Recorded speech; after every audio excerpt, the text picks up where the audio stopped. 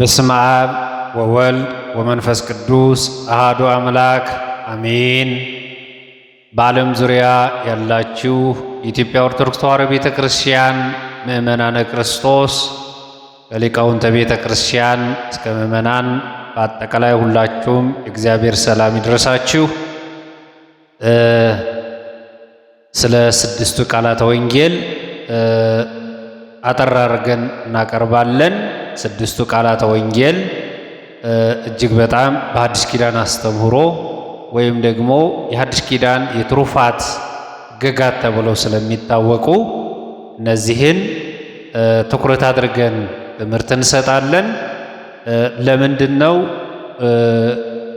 የተቀላቀለ ወይም ደግሞ ከብሉይ ኪዳንና ከሐዲስ ኪዳን ጋር ያለው የመገናኘትና የመለያየት ምስጢሩ ከዚሁ ስለምናገኘው ማለት ነው።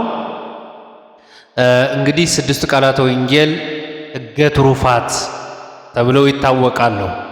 ሕገ ትሩፋት ትሩፋት ማለት ምንድነው ካልን ብልጫ ያለው መንፈሳዊ ስራ ማለት ነው። ብልጫ ያለው ማለት አንድ ሰው 10 ብር ማዋጣት ሲገባው 100 ብር አድርጎ ወይም ደግሞ 1000 ብር አድርጎ ጨምሮ ሲያወጣ ያ ትሩፋት ይባላል ማለት ነው። ስለዚህ ስድስቱ ቃላተ ወንጌልም ከዚያ በላይ ተብለው ይተረጎማሉ ማለት ነውና ጌታችን በኦሪት የተጻፉትን ሕገ ርትዕ ስድስቱ ቃላተ ወንጌል ትሩፋትነታቸውን ወይም ደግሞ ትሩፋት መሆናቸውን እያጣቀሰ ጌታችን መድኃኒታችን ኢየሱስ ክርስቶስ አስተምሮናል ማለት ነው። ስለዚህ የኦሪት ሕግ የሆኑትን ዘጸአት ምዕራፍ 20 ከቁጥር 13 ጀምሮ ያለውን የምናገኛቸው ናቸው።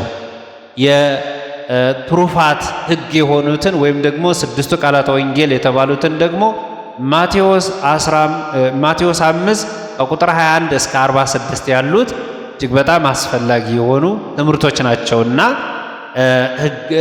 ስድስቱ ቃላተ ወንጌል የትሩፋት ሕግ ተብለው ይታወቃሉ ማለት ነው።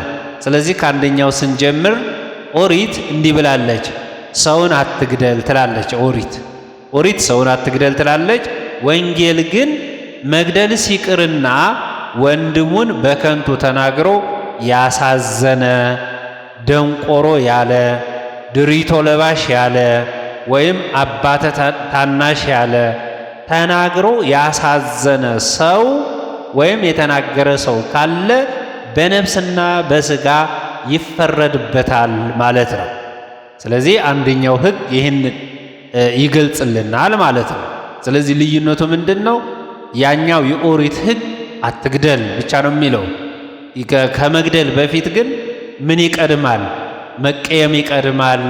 ክፉ ሴራ ማሴር ይቀድማል። መመኘት ይቀድማል። ሌላ ነገር ይቀድማል ማለት ነው። ስለዚህ የሐዲስ ኪዳን ወይም ደግሞ የወንጌል የትሩፋት ሕግ ግን ከወዲሁ አርቆ ማጠር ወይም ደግሞ በአለማሰብ ላይ የተመረኮዘ ትምህርት ነው ማለት ነው። ሁለተኛው ኦሪት ምን ትላለች? አታመንዝር ትላለች። ኦሪት አታመንዝር ስትል፣ ወንጌል ግን ወደ ሴት ያየ ሁሉ የተመኛትም ያን ጊዜ በልቡ አመነዘረ ነው የሚለው። ስለዚህ የምንዝርናን መነሻ ሐሳብ ከልብ እንደሆነ ወንጌል አስቀድሞ ይነግረናል ማለት ነው። ስለዚህ ኦሪት በጥቅሉ አታመንዝር ነው ያለችው። ወንጌል ግን ምን አለች? ልቦናህ ስለ ምንዝርና ስለ ዝሙት እንዳያስብ ወይም ደግሞ ከመተግበር በፊት ቀድሞ ማሰብ ይመጣልና አስተሳሰብህን የማይጠቅምህን አንተን ይዞ ሊሄድ የሚችል አንተን ሊጎዳህ የሚችለውን ነገር ሁሉ ከወዲሁ አስወግድ ብላ ወንጌል ትነግረናለች ማለት ነው። ሶስተኛ ኦሪት ሚስቱን የሚፈታ ማናቸውንም የምትፈታበትን ነውሯን እየጻፈ ይፍታ ትላለች። ኦሪት መፍታት ቢፈልግም እንኳ ምንድነው የሚለው? ነውሯን አያይዞ እንዲፈታት ነው የምትፈቅደው ማለት ነው። ወንጌል ግን ምን ትላለች?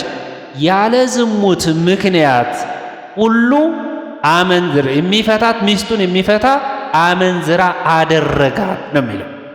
ስለዚህ ያለ ዝሙት ምክንያት በአንድ ርዕሰ ጉዳይ ተመርኩዞ ካልሆነ በስተቀር በዝሙት ካልሆነ በስተቀር ሚስቱን መካን ስለሆነች፣ ሰነፍ ስለሆነች፣ የገቢ ምንጭ ስለሌላት ወይም መልኳ ስለማያምር ወይም ደግሞ ጸባዩ አስቸጋሪ ስለሆነ በዚህ ምክንያት ሚስቱን እንዲፈታ ወንጌል አያስተምርም ማለት ነው። ምክንያቱም ከዚህ ሁሉ ከዘረዘርናቸው ሁሉ የእግዚአብሔር ቃል ኪዳን የቃል ኪዳኑ ጽኑዕነት የበለጠ ስለሆነ ማለት ነው። አራተኛ ኦሪት እንዲህ ትላለች፣ የእግዚአብሔርን ስም በከንቱ ጠርተህ በሐሰት አትማል ነው። ኦሪት በእውነት እንድትምል ትፈቅዳለች። በሐሰት እንድትምል የእግዚአብሔርን ስም በከንቱ ጠርተህ በሐሰት እንድትምል ግን አትፈቅድም። ቢሆንም ወንጌል ግን ከዚያ በላይ አጉልቶ ይነግረናል ማለት ነው። ወንጌል እንዲህ ስንኳንስ በእግዚአብሔር ስም መማል ሊገባ በማናቸውም ፍጡር ስም መማል አይገባም፣ አትማሉ ትላለች ማለት ነው። ስለዚህ ታዲያ ወንጌል ምን ትላለች? እውነቱን እውነት ሐሰቱን ሐሰት በማለት ተናገሩ ነው የምትለው ወንጌል። የትሩፋት ማለት ተገደህ ወይም ደግሞ ሰው እንዲያምንህ ብለህ ወይም ሰውን ለመሳብ ብለህ የምታደርገው የእግዚአብሔርን ስም መጥራት ከንቱ ነገር እንደሆነ ወንጌል ትናገራለች። አምስተኛ ኦሪት ምን ትላለች? ዓይን ቢያጠፋ ዓይኑ ይጥፋ ትላለች። ወንጌል ግን ክፉን በክፉ አትቃወሙ፣ ቀኝ ጉንጭህን ለሚመታ ሁለተኛውን ደግሞ አዙርለት ነው የምትለው። ወንጌል ዓይን ቢያጠፋ ዓይን ቢጠፋ ዓይን ይጥፋ። ወንጌል ግን ክፉን በክፉ አትቃወሙ ነው የምትለው። መልካም ነገር እንድንሰራ ታሳስበናለች። ስድስተኛ ኦሪት እንዲህ ትላለች፣ ባልንጀራን ውደድ ጠላትህንም ጥላ ትላለች። ወንጌል ግን ጠላቶችን ውደዱ፣ የሚረግሟችሁን መርቁ፣ ለሚጠሏችሁም ሁሉ መልካም አድርጉ፣ ለሚያሳድዷችሁም ጸልዩ ትላለች። ወንጌል ይህንን ታስተምራለች ማለት ነው። ስለዚህ በሕዝበ ክርስቲያን መካከል ለክርስቲያን የተፈቀደ በሐዲስ ኪዳን አስተምሮ ወይም ደግሞ ጌታችን መድኃኒታችን ኢየሱስ ክርስቶስ ያስተማረው ትምህርት ይህንን ነው። እጅግ በጣም ከኦሪትና ከወንጌል መካከል ያለው የማስተማር ስርዓት ወይም ደግሞ የትምህርት ሁኔታ እጅግ በጣም ከፍ ያለ ነው። የኦሪትን መሰረት አድርገን የወንጌሉን ደግሞ እስከ ሰማይ ሊያደርሰን የሚችል በአደባባይ ላይ ሊታይልን እንደ መብራት ቦግ ብሎ ጎልቶ እንዲያበራልን የሚያስፈልገንን በእግዚአብሔር መንግሥት ስፍራ እንዲኖረን የሚያደርገንን ከጌታችን መድኃኒታችን ኢየሱስ ክርስቶስ ስድስቱ ቃላተ ወንጌልን ተምረናል ማለት ነውና ስድስቱ ቃላተ ወንጌል የትሩፋት ሕገጋት ናቸው። ትሩፋት ማለት ደግሞ ከተሰጠ ጸጋ አብዝቶ በመክፈል አብዝቶ በመስጠት አብዝቶ በመተግበር ከተሰጠን የጾም የቅድስት ቤተ ክርስቲያን ስርዓት እንደገና ለነፍስ ማድላት ለነፍስ አብዝቶ መድከም በእግዚአብሔር ፊት ጸጋን ለማግኘት ብዙ ጊዜ መድከም እንዳለብን እና ከታዘዘው በላይ አጉልተን ምክንያቱም የተሰቀለው ጌታችን መድኃኒታችን ኢየሱስ ክርስቶስ ከሚያስፈልገን በላይ ከሚገባን በላይ ዋጋ ከፍሎ ለነፍሳችን ቤዛ ሆኖ ተገኝቶ ሞቶ ተሰቅሎ ተቀብሮ ትንሣኤውን አውጆ ያዳነን እርሱ ስለሆነ ያንን የሚገልጽልን በትሩፋት በሕገ ወንጌል በጸጋ አገልግሎት ነውና ይህንን ለይተን ይህንንም ተረድተን እንድናውቅ ወንጌል በማቴዎስ ወንጌል ምዕራፍ 5 ከቁጥር 25 ጀምሮ 21 ጀምሮ ያለው እስከ መጨረሻው ያለው የእግዚአብሔር ቃል ይነግረናል።